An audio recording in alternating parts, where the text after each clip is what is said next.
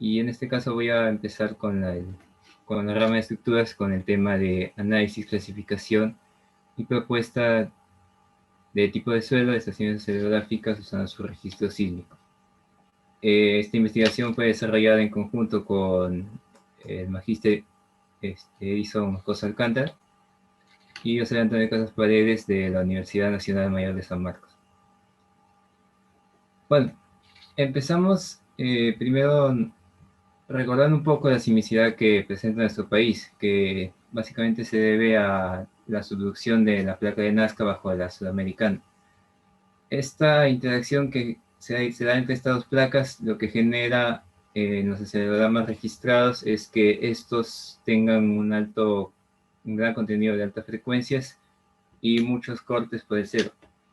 Esta parte de los muchos cortes por el cero se podría entender en otras palabras como que que predominan la sonda de periodo corto. Sin embargo, es mejor decir que estos acelerogramas presentan muchos cortes por el cero. Entonces, esas dos características son las que van a estar muy presentes en los registros sísmicos de las aceleraciones acelerográficas ubicadas en el país. Ahora, muy al margen de de estas condiciones, un parámetro que se debe tomar muy en cuenta es la condición local del suelo, ya que esto afecta cómo se propagan las ondas sísmicas. Ello se ve en el registro de aceleraciones, en la máxima aceleración del suelo y en la forma que presentan los espectros de respuesta. Y dado que esta condición local del suelo afecta justo la propagación de ondas, es posible clasificar las estaciones hidrográficas según el tipo de suelo, a partir de los registros que posee.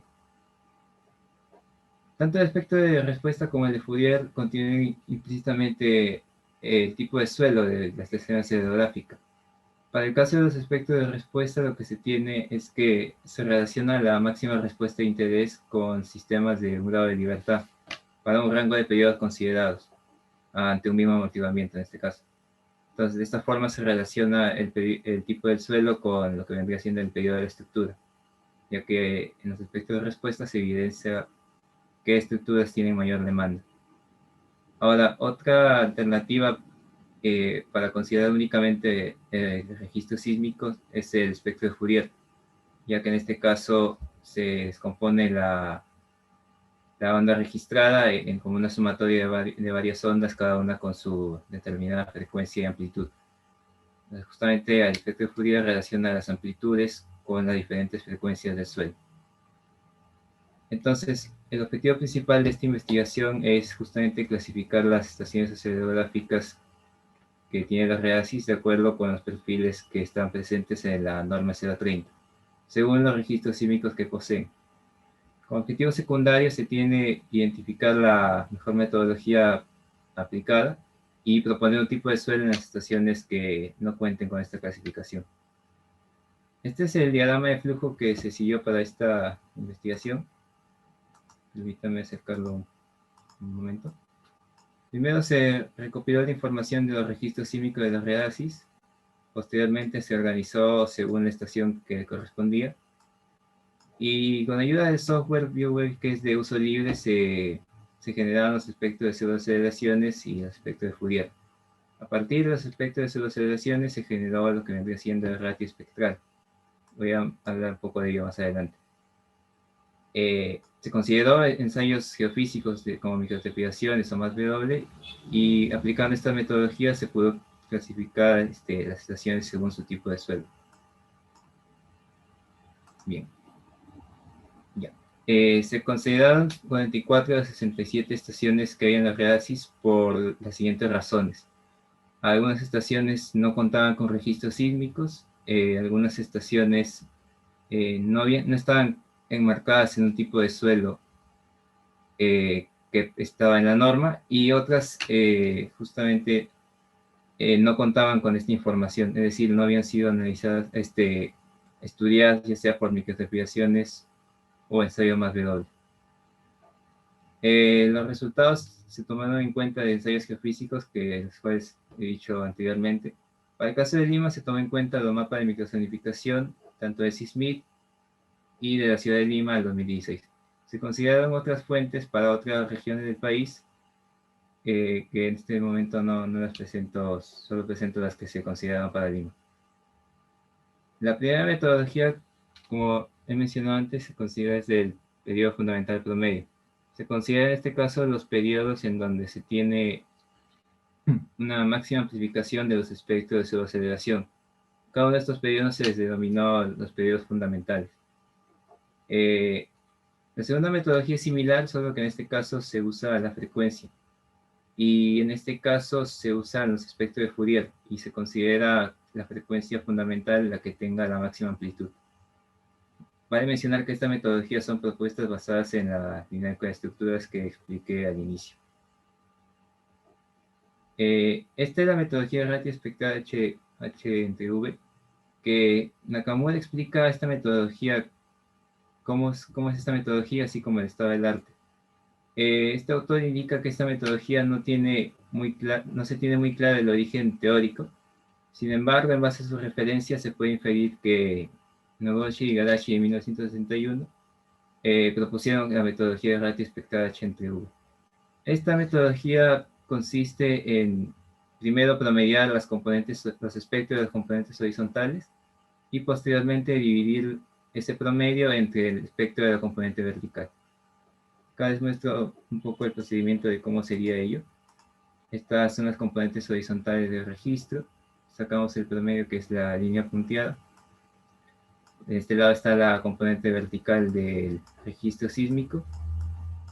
Y la división de esta línea punteada con este componente vertical genera el ratio espectral H entre V. Vemos ahí justamente un mayor ratio en este periodo, que es coherente justamente con este máximo y con este valor mínimo de aquí. Indica este ratio la función de transferencia de suelo, ya que relaciona el promedio de los componentes horizontales con la componente vertical. En este caso se ha considerado el promedio se ha promediado los ratios espectrales de cada registro y se considera como periodo fundamental aquel que tenga el máximo ratio. Esta metodología fue aplicada por otros autores y obtenido resultados favorables para clasificar justamente estaciones oceanográficas que ellos consideraron.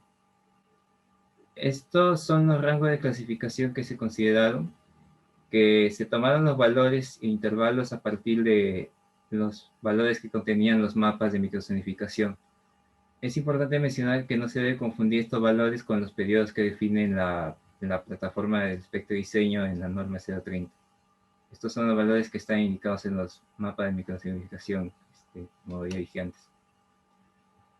Los resultados, en el lado izquierdo tenemos los resultados que se recopiló a partir de los ensayos geofísicos. Son la cantidad de estaciones oceanográficas según los tipos de suelos que hay en la norma.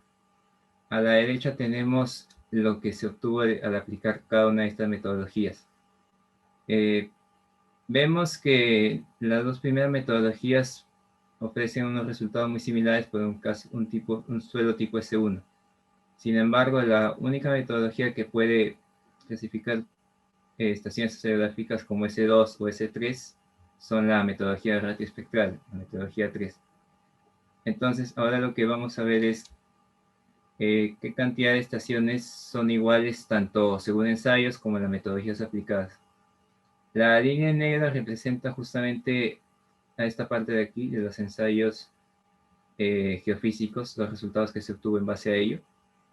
Y estas son la cantidad de estaciones que brindan la misma información, tanto según las metodologías como los ensayos geofísicos.